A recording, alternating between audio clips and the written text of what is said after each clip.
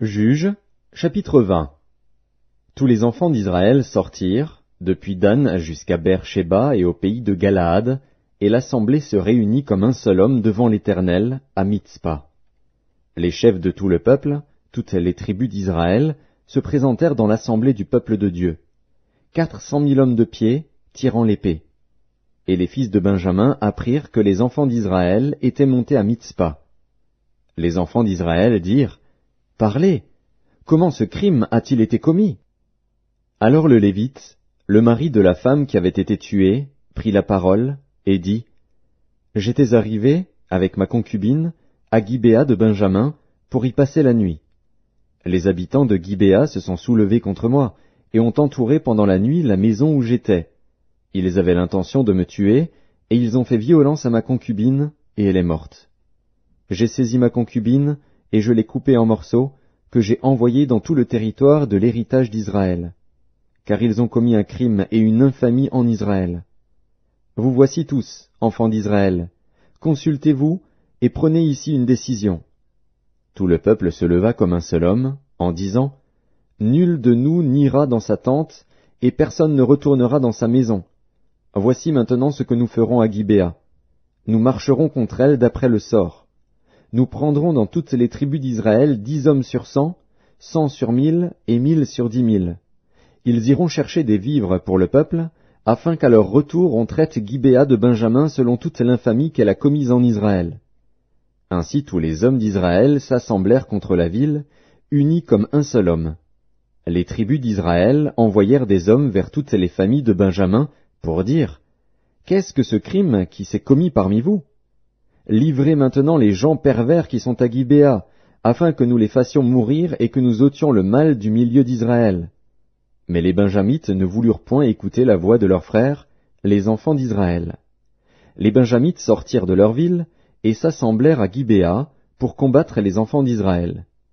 Le dénombrement que l'on fit en ce jour des Benjamites sortis des villes fut de 26 000 hommes, tirant l'épée, sans compter les habitants de Gibéa formant 700 hommes d'élite. Parmi tout ce peuple, il y avait 700 hommes d'élite qui ne se servaient pas de la main droite. Tout cela pouvait, en lançant une pierre avec la fronde, viser à un cheveu sans le manquer.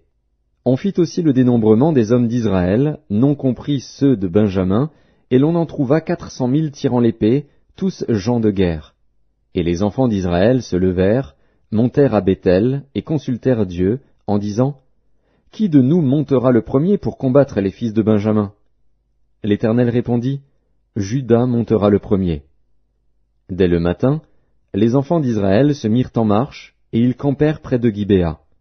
Et les hommes d'Israël s'avancèrent pour combattre ceux de Benjamin, et ils se rangèrent en bataille contre eux devant Gibéa. Les fils de Benjamin sortirent de Gibéa, et ils étendirent sur le sol ce jour-là 22 000 hommes d'Israël. Le peuple, les hommes d'Israël reprirent courage, et ils se rangèrent de nouveau en bataille dans le lieu où ils s'étaient placés le premier jour. Et les enfants d'Israël montèrent, et ils pleurèrent devant l'Éternel jusqu'au soir. Ils consultèrent l'Éternel, en disant, « Dois-je m'avancer encore pour combattre les fils de Benjamin, mon frère ?» L'Éternel répondit, « Montez contre lui. » Les enfants d'Israël s'avancèrent contre les fils de Benjamin le second jour. Et ce même jour, les Benjamites sortirent de Gibéa à leur rencontre, et ils étendirent encore sur le sol 18 000 hommes des enfants d'Israël, tous tirant l'épée. Tous les enfants d'Israël et tout le peuple montèrent et vinrent à Béthel. Ils pleurèrent et restèrent là devant l'Éternel, ils jeûnèrent en ce jour jusqu'au soir, et ils offrirent des holocaustes et des sacrifices d'action de grâce devant l'Éternel. Et les enfants d'Israël consultèrent l'Éternel, c'était là que se trouvait alors l'arche de l'alliance de Dieu, et c'était Phiné, fils d'Éléazar, fils d'Aaron, qui se tenait à cette époque en présence de Dieu, et ils dirent, « Dois-je marcher encore pour combattre les fils de Benjamin, mon frère, ou dois-je m'en abstenir ?» L'Éternel répondit, « Montez, car demain je les livrerai entre vos mains. » Alors Israël plaça une embuscade autour de Gibéa. Les enfants d'Israël montèrent contre les fils de Benjamin, le troisième jour, et ils se rangèrent en bataille devant Gibéa, comme les autres fois. Et les fils de Benjamin sortirent à la rencontre du peuple, et ils se laissèrent attirer loin de la ville. Ils commencèrent à frapper à mort parmi le peuple, comme les autres fois, sur les routes dont l'une monte à Béthel et l'autre à Gibéa par la campagne, et ils tuèrent environ 30 hommes d'Israël. Les fils de Benjamin disaient, « Les voilà battus devant nous comme auparavant. » Mais les enfants d'Israël disaient, « Fuyons, et attirons-les loin de la ville dans les chemins. » Tous les hommes d'Israël quittèrent leur position et se rangèrent à Baal-Tamar. Et l'embuscade d'Israël s'élança du lieu où elle était, de Maharé-Gibéa.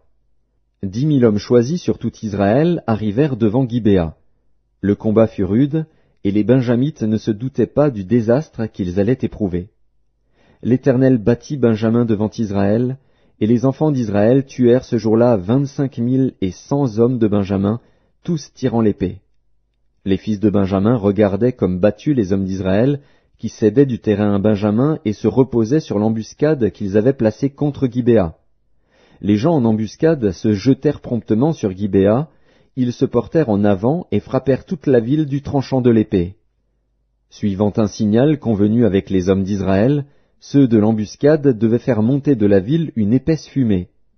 Les hommes d'Israël firent alors volte-face dans la bataille. Les Benjamites leur avaient tué déjà environ 30 hommes, et ils disaient, « Certainement les voilà battus devant nous comme dans le premier combat. » Cependant une épaisse colonne de fumée commençait à s'élever de la ville. Les Benjamites regardèrent derrière eux, et voici, de la ville entière les flammes montaient vers le ciel. Les hommes d'Israël avaient fait volte-face, et ceux de Benjamin furent épouvantés, en voyant le désastre qui allait les atteindre. Ils tournèrent le dos devant les hommes d'Israël, et s'enfuirent par le chemin du désert. Mais les assaillants s'attachèrent à leurs pas, et ils détruisirent pendant le trajet ceux qui étaient sortis des villes. Ils enveloppèrent Benjamin, le poursuivirent, l'écrasèrent dès qu'il voulait se reposer, jusqu'en face de Gibéa, du côté du soleil levant. Il tomba 18 000 hommes de Benjamin, tous vaillants. Parmi ceux qui tournèrent le dos pour s'enfuir vers le désert au rocher de Rimon, les hommes d'Israël en firent périr 5 000 sur les routes. Ils les poursuivirent jusqu'à Gidéom, et ils en tuèrent 2 000. Le nombre total des Benjamites qui périrent ce jour-là fut de 25 000 hommes tirant l'épée, tous vaillants.